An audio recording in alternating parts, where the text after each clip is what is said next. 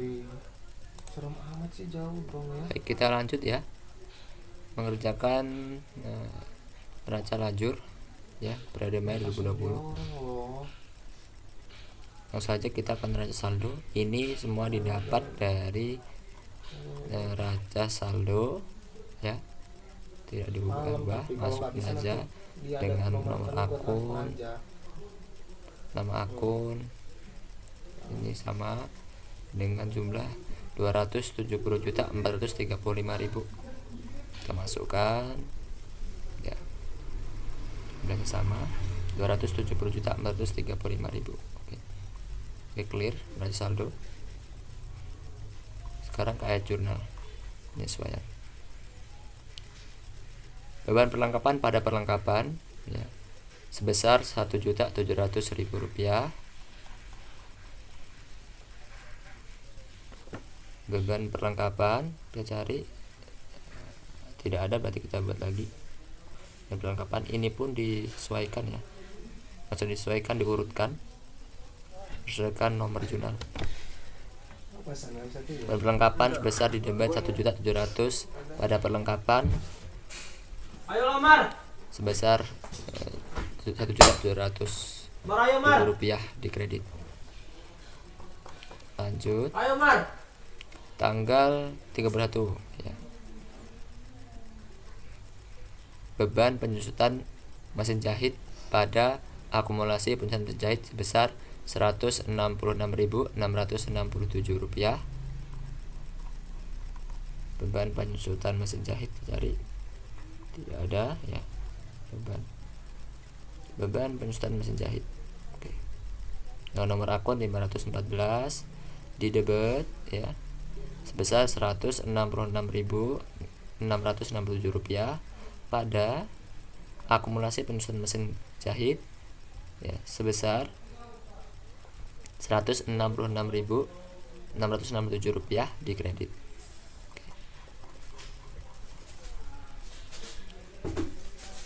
Beban penyusutan mesin obras pada akumulasi penyusutan mesin obras sebesar 54.167 rupiah ya. Kita masukkan beban penyusutan mesin obras dengan nomor akun 515 di debit sebesar 54.167 rupiah pada akumulasi mesin obras, penyusutan mesin obras di kredit sebesar 54.167 rupiah.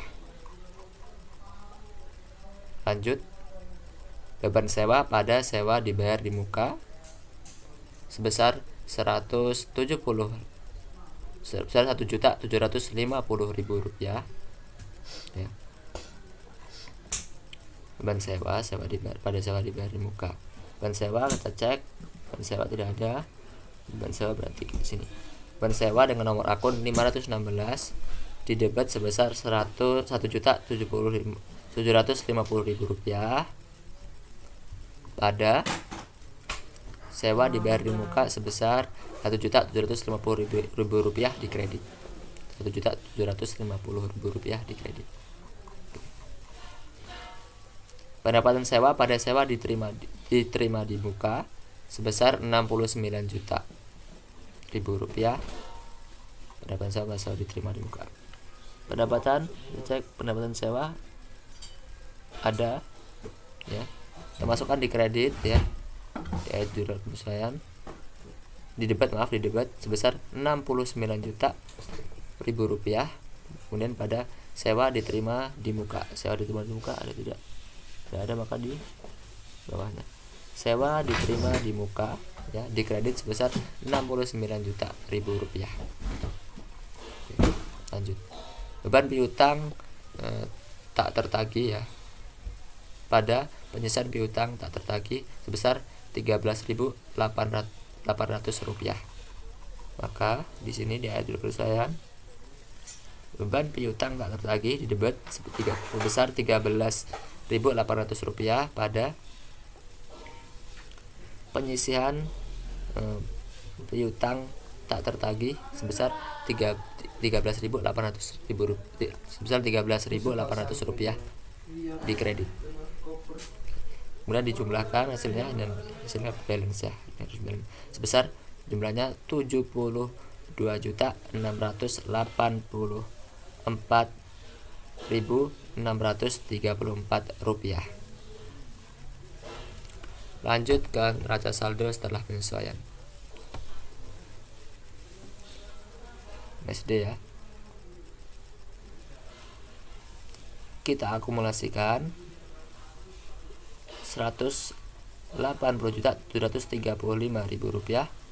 Karena di AJP tidak ada, langsung aja kita masukkan ke kolom debit 180.735.000 rupiah. Begitupun piutang, karena tidak ada, masuk ke debit ya. Perlengkapan, karena ini ada di AJP ada, kita akumulasikan 2 di neraca saldo di kolom debit 2.200.000 rupiah ya. Di AJP di kolom kredit sebesar 1.700.000 rupiah, maka ini dikurangkan 2.200.000 rupiah dikurang 1.700.000 rupiah, maka neraca saldonya di debit itu di kolom debit sebesar 500.000 rupiah. Lagi record.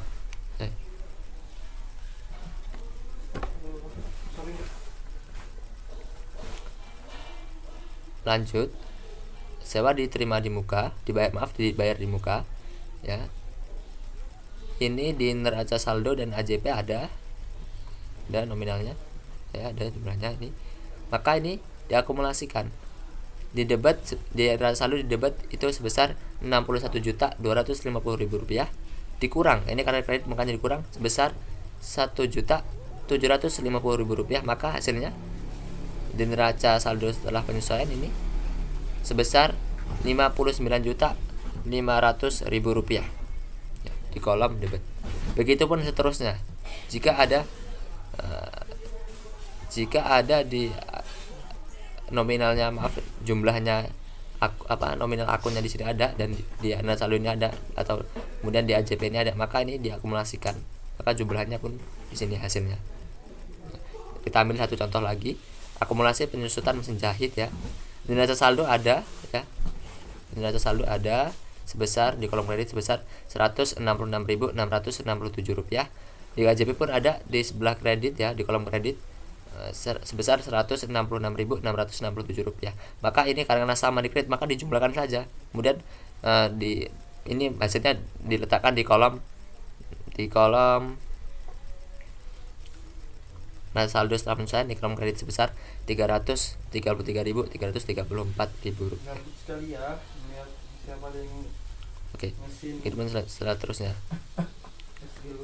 Sehingga hasilnya diakumulasikan semua akun ini.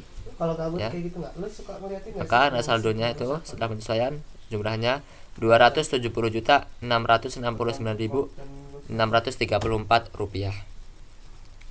Kalau konten yang gue share kayak biasa, Oke, sekarang kita lanjut ke laba rugi. Pada kolom laba rugi, dia lu dikunci ya. ini yang dimasukkan adalah pendapatan dan beban. Ada kegiatan Pendapatan dan beban. Kita cek pendapatan, kita masukkan ada ya. Wah, anjir ini sama ke gua. Kita masukkan ini pendapatan ya. Nah, dan ini masukkan ya. Di sini pendapatan beban di neraca saldo setelah penyesuaian ini dimasukkan ke laba rugi. Pendapatan bebannya. Oke, yang pertama itu ada pendapatan di kolom kredit 4.985.000 rupiah. Nah, maka di sini juga di kolom kredit. Di sini juga ada pendapatan sewa di kolom kredit sebesar 3 juta, maka di sini di laba rugi juga 3 juta. Begitupun seterusnya. Maka ini diakumulasikan. Nah, kemudian ini nanti kan hasilnya tidak sama. Jika di kolom kredit itu lebih kecil daripada kolom debit hasilnya kan. Ini kan menandakan kolom debit lebih besar hasilnya jika diakumulasikan. Maka ini mengindikasikan bahwa perusahaan ini rugi gitu. Mengalami kerugian. Karena lebih besar beban daripada pendapatan. Yang di kolom kredit pendapatan, yang di sini adalah beban. Oke, lanjut. Maka ini akumulasi jumlahnya adalah 11.584.634 rupiah ya. Dengan selisih yang di kredit ini 3.599.634 rupiah. Oke, lanjut ke kolom neraca. Kolom neraca. Dalam kolom neraca ini yang dimasukkan adalah selain pendapatan dan beban. Masukkan saja semua yang di AMSD ini. Masukkan. Kita masukkan semuanya. Seperti kas, piutang, perlengkapan, masukkan semua. Yang di kolom debit ini semua masukkan di kolom debit itu ya. Kemudian diakumulasikan, maka hasilnya adalah ini hasilnya tidak sama ya, makanya ini ada selisih sebesar 3.599.634 rupiah. Nah, jika dijumlahkan semuanya ini itu besar 262.634.634 rupiah. 262.684.634 rupiah. Oke, bisa clear ya dan neraca lanjut pada laporan laba rugi, laporan keuangan ya. Jadi laporan laba rugi ya, ini dimasukkan adalah semua pendapatan dan semua beban-beban. Ini untuk mengetahui perusahaan rugi atau tidak. Tadi sudah tergambar di neraca lanjut ya, bagian laba rugi. Maka masukkan saja pendapatan jasa dan pendapatan sewa. Ini dapat dari sini. Semua pendapatan dimasukkan. Dimasukkan ya.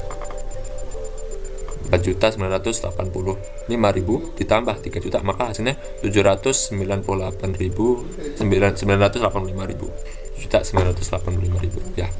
Maka beban pun sama ya.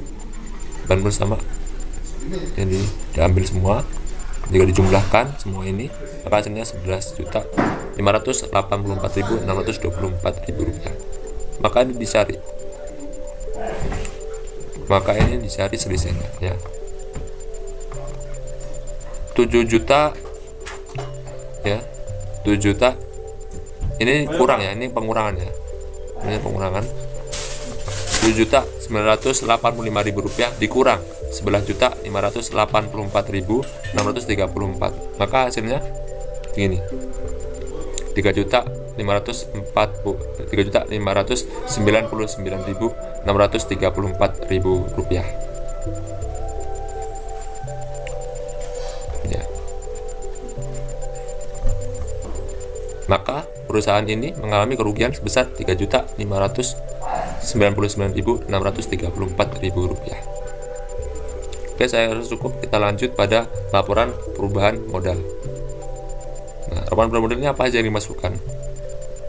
Yaitu modal awal, pref, dan rugi bersih ya, ini untuk mengetahui modal akhir. Maka modal awal tadi berapa, kita cek modal awalnya. Modal awal ini kita cek di sini 193.229.166 rupiah. Itu kita masukkan ya. Kemudian dikurang dengan pref dan rugi bersih. Maka pref dan rugi bersih ini jika diakumulasikan 4.899.634 rupiah. Maka 193.229.166 rupiah dikurang dengan 4.899.634 rupiah, maka hasilnya 188.329.532 rupiah. Baik, kita lanjut ke laporan neraca ya. Ini ada aktiva dan pasiva. Aktiva lancar ini terdiri dari beberapa akun. Yang tergolong dalam aktiva lancar ini pada periode Mei seperti akun kas, akun piutang, perlengkapan sewa dibayar di muka, penyisihan piutang dan sewa diterima di muka.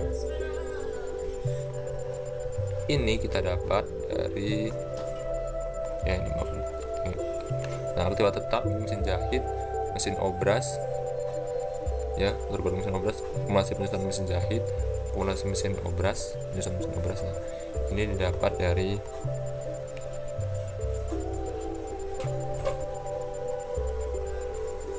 neraca lajur ya, dari neraca.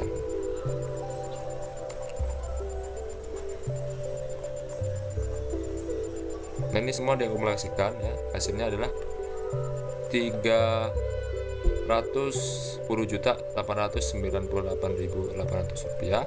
Dan aktiva tetapnya setelah diakumulasikan menjadi 15.452.332 rupiah. Maka total aktiva lancar yang tetap itu adalah 188.329.532 rupiah. Kemudian pasifa, karena kita tidak ada utang maka tidak tulis kewajiban tidak ada, maka langsung ke modal akhir. Modal akhirnya didapat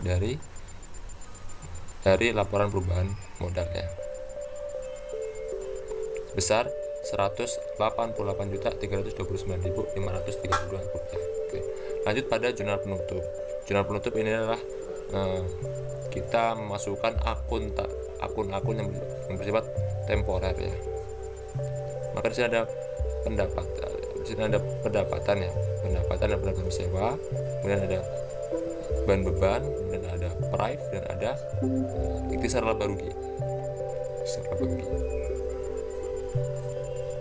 Oke. Pendapatan ini kita dapat dari sini ya. Nah, ini nominalnya kita masukkan 4.855.000 ya.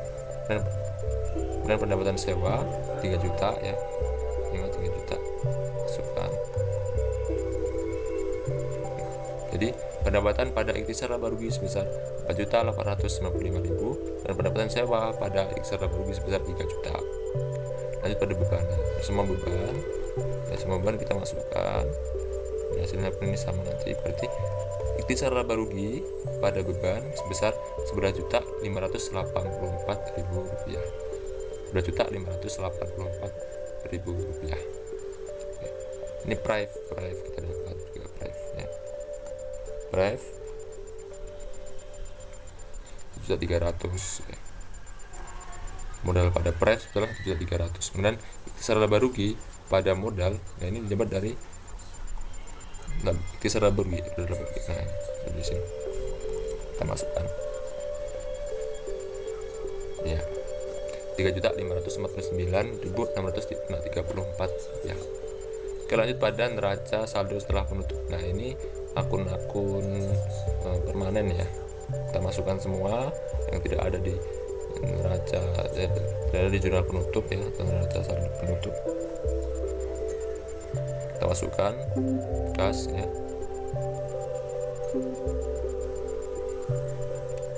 Kas, piutang, perlengkapan, sewa diterima di muka, penyisian piutang, sewa diterima di muka, mesin jahit, mesin obras, akumulasi mesin jahit, akumulasi mesin obras, kemudian modal.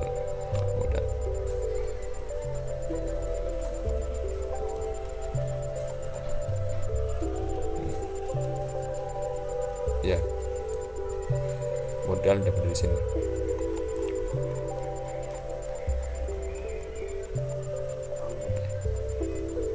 Oke, sekarang kita jurnal pembalik. Nah, jurnal pembalik yang dapat dana pribadi adalah sewa diterima di muka pada pendapatan sewa sebesar 69 juta rupiah. Ini dibuat supaya tidak ada nanti akun ganda yang sama. Oke, terkait periode Mei ini saya rasa cukup. Lanjut ke periode Juni.